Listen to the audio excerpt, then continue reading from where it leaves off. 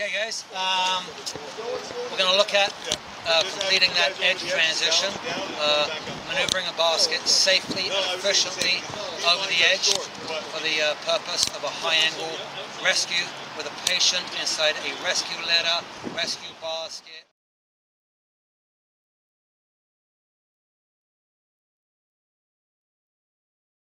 We've attached tether straps, if you will. So this is our short end, and the short ends are going to go to the outside edge. And as we proceed through the evolution, you'll understand why. You'll recognize that. Recognize that they are orange for the purpose of this evolution, and they are the short ends for the outside edge man.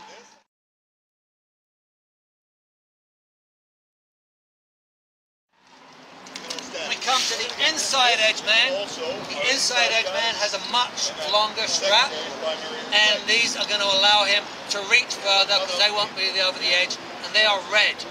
Okay? What you'll notice on these straps is there are knots.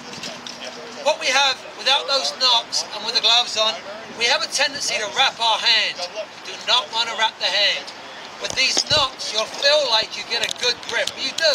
Your hand's not going to slide, and if it does, it's going to stop at that knot. Okay? So we tie a little overhand safety knot into our tether strap, and that gives us a much secure hold of the patient without wrapping our hand.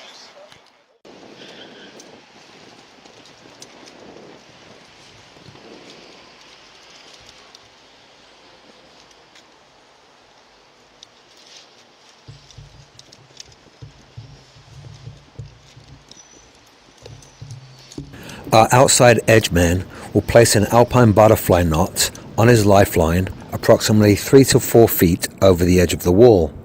This will constitute his primary attachment point. The inside edge man will be attached to a separate line. He will be using a travel restraint. This same line will also constitute the secondary or belay line for the outside edge man, giving him 2 points of attachment. The inside edge man's primary point of attachment will be his hands and feet. His travel restraint will constitute his belay. Look at the setup for inside edge man and outside edge man. When we look at Eric, Eric is set up to be our outside edge man. He has a primary with a positioning device. This can be a Prosix, it can be a camming device, it can be an ID, it really doesn't matter. That is backed up into his main case Prosix slips. In addition to that, because he is the outside edge man, he must have a belay. His belay goes into his sternum, his secondary point of attachment, so that in the event of a mainline failure, he is still on his belay.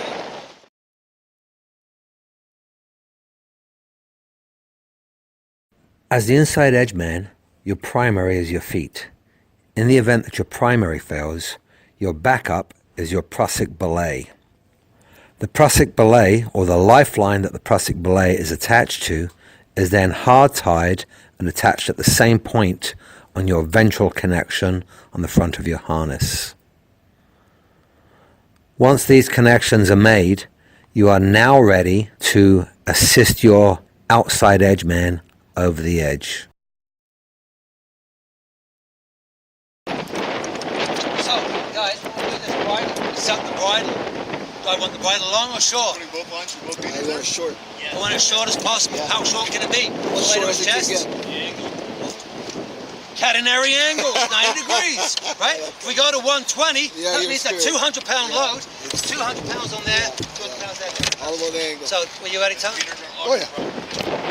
Okay, so this is the bridle that manages our rescue basket. When we look at the bridle, we want the bridle as close as we can to the patient, remembering our catenary angles. Remember, if this is all the way to the chest and we're looking at an angle here of 120, patient weighs 200 pounds, that means we have 200 pounds there, there, there, and there on all the points. This is tubular steel. You can bend this stuff over your knee, so you don't want 200 pounds there.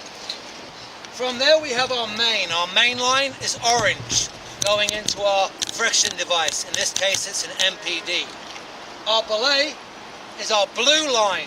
Our blue line has a pigtail into the patient's rescue harness, so that should the basket fail, we have our secondary point of attachment.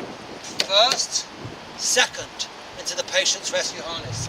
That's in an inline 8, okay? In this situation, we're actually going to be running a mirrored system through 2 MPDs. However, we will be referring to blue as belay, we will be referring to orange as main.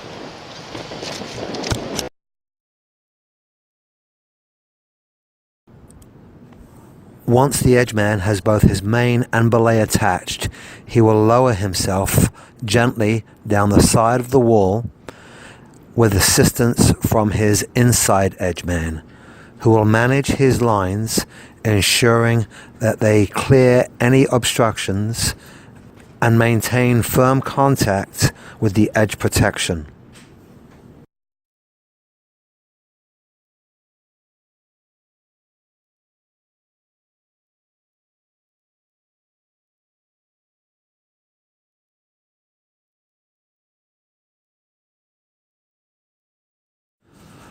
Once both edgemen are in place, they are ready to receive the basket. The outside edgemen will maintain control of the basket edge that is closest to them, being the outside edge, while the inside edgemen, utilizing their tethers, will maintain control of the inside edge of the basket. The objective being to keep the basket as horizontal as possible.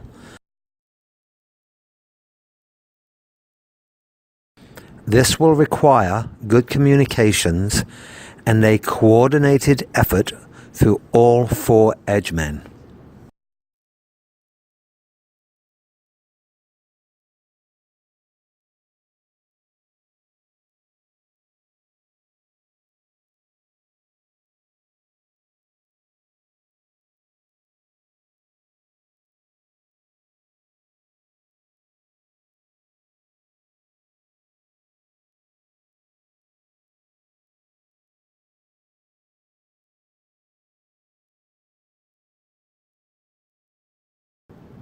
With the basket now securely in place, the inside edgemen will assist the outside edgemen back to the top of the roof.